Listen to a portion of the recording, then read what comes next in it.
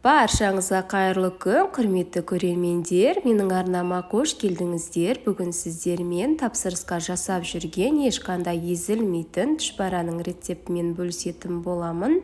Видеоны міндетті түрде өткізіп алмай, соңына дейін көріңіздер.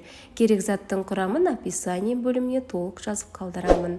Ыдысымызға суымызды құямыз, салқын болуы керек. Одан кейін тұзымызды, жұмыртқамызды, сұйық майымызды құйып, барлығын жақсылап араластырып аламыз. Електен өткізілген ұнымызды салып, барлығын біркелкі етіп, қатты қамырды илейтін боламыз. Ұнның тығыздығы әртүрлі болады, плюс-минус ұн жүруі мүмкін. Осылайынан жақсылап илеп алған қамырымызды енді біз демалдыруға қоямыз. 15-20 минутқа қалдырамыз. Құрметті көрермендер, менің арнама тіркелуді және лүпіл басуды ұмытпаңыздар. Ары қарай енді біз салмасын дайындауға кірісеміз. Біздегі пиязымызды жақсылап жұқа етіп, майда етіп, жақсылап турап аламыз.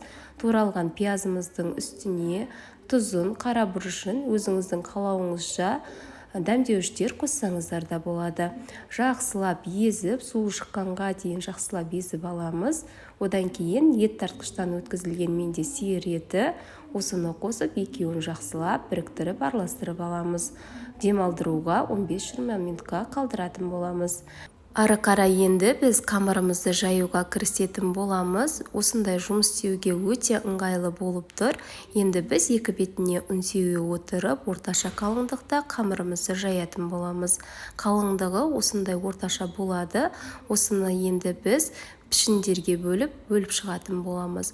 Осындай домалақ пішінде немесе өзіңіздің қалауыңызша төртбұрышты етсеңіздер де болады. Арасына салмамызды салып, түшпәраларымызды түйетін боламыз.